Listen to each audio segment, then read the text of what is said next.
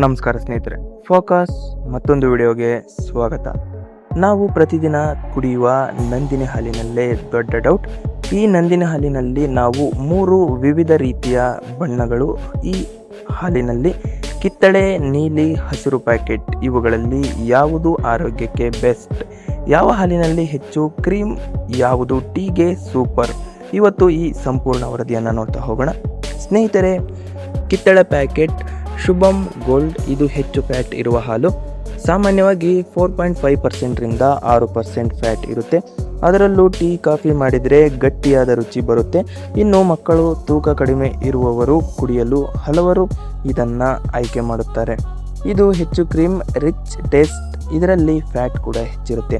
ಇನ್ನು ನೀಲಿ packet special milk ಇದು ಮಧ್ಯಮ ಫ್ಯಾಟ್ ಹಾಲು, ಮನೆಯ ಬಳಕೆಗೆ ಹೆಚ್ಚು ಜನ ತೆಗೆದುಕೊಳ್ಳುವುದು ಇದನ್ನೇ.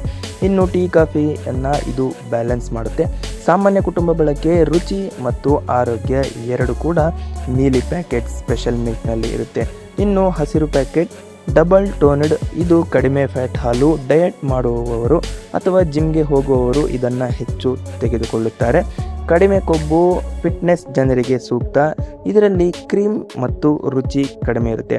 ಹಾಗಾದರೆ ಯಾವುದು ಬೆಸ್ಟ್ ಅಂದರೆ ಸ್ನೇಹಿತರೆ, ಟೇಸ್ಟ್ ಬೇಕಾ ಕಿತ್ತಳೆ ಪ್ಯಾಕೆಟ್, ಮನೆ ಬಳಕೆ ನೀಲಿ ಪ್ಯಾಕೆಟ್, ಆರೋಗ್ಯ ಮತ್ತು ಡಯಟ್ಗೆ ಹಸಿರು ಪ್ಯಾಕೆಟ್. ಅಂದರೆ ಬೆಸ್ಟ್ ಅನ್ನೋದನ್ನು ನಮ್ಮ ಅಗತ್ಯದ ಮೇಲೆ ಡಿಪೆಂಡ್ ಆಗುತ್ತೆ. ಹಾಗಿದ್ರೆ ಸ್ನೇಹಿತರೆ